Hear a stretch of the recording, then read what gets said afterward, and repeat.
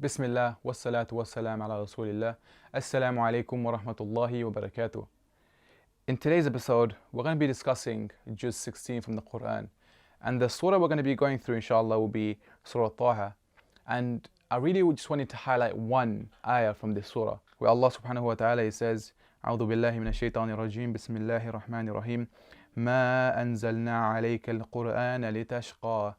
Allah subhanahu wa ta'ala says, we have not revealed the Quran to you that you may be unsuccessful. And what Allah subhanahu wa ta'ala means is that He has not sent down this book, this Quran to cause problems, to cause misfortune to people. Rather, Allah subhanahu wa ta'ala sent it down to be a salvation for mankind. And I think it's important just to dive into the history of this ayah. And the scholars, they say that this is from the beginning of the Quran, when the Quran was first being revealed in the first 6 years of Mecca, where the Prophet ﷺ, he was given da'wah.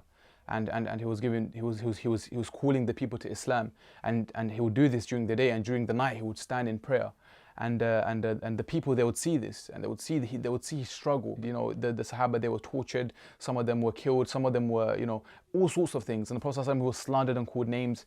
And so the people, they came to him and they said, is this the Quran is this the book that you call us to?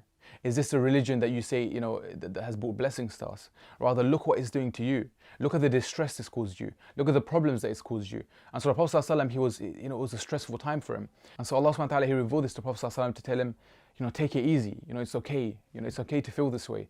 Because the Prophet ﷺ, he was exhausting himself during the day and during the night, and it was very strenuous on him, and he was constantly stressed out. And so Allah subhanahu wa ta'ala, He said to him, it's okay, take it easy.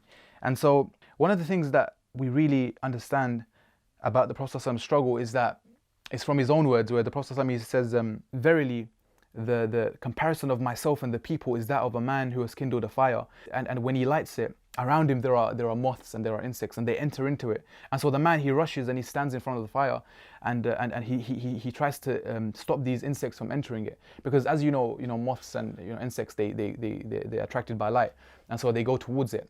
But this man knows that this fire, this Jahannam, the Prophet ﷺ is warning us about, is going to burn them. And so he tries to stop them from entering it. But these people, these moths, us, we rush into it. And so the Prophet ﷺ is saying that, but they overcome him and they rush into it. And the Prophet ﷺ is really trying to emphasize the fact that he feels like he's losing control. He's being overcome by these people, and he feels that he can't save everyone. He can't save anyone. And so this is the distress he was going through. If you imagine yourself, had you known something about something, for example, let's just say there was an issue with a plane or a car, and you was, telling people, listen, don't go into this car because you're going to die. You're going to end up in a bad place, or something could happen, so don't go into this plane. And people are like, nah, who are you? I'm not going to listen to you, because, and you start to blame yourself. You start to ask yourself, perhaps it's me. Maybe I'm not eloquent enough. Maybe I'm not, maybe I don't have the correct manners. Maybe it's me. Maybe I'm not trustworthy. And so the Prophet ﷺ, he went through the struggle, and Allah subhanahu wa ta'ala had to tell him, take it easy. Because Prophet ﷺ, he was one of those people where when Allah subhanahu wa ta'ala would say something to him, Allah subhanahu wa ta'ala never had to come back and say, you know what, you're slacking.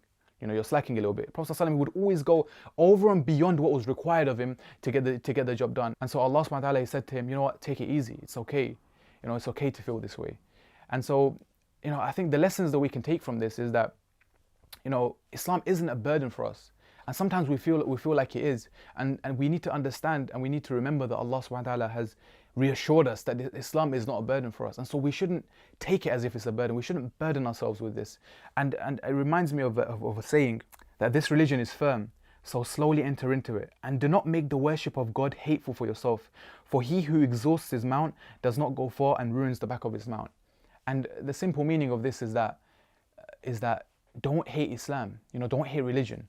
Don't hate this religion, this beautiful religion that Allah subhanahu wa ta'ala has sent to you, just because of your penetration, your eagerness to enter into it, which is good, of course. But sometimes that causes you to burden yourself, and because of that burden, you might start to think, Islam is hard for me, and that might cause for you to distance yourself from Islam. And so we pray Allah subhanahu wa ta'ala grants us closeness with Him, so that we may be amongst those who are His friends and understanding of this religion. Assalamu alaikum wa rahmatullahi wa barakatuh.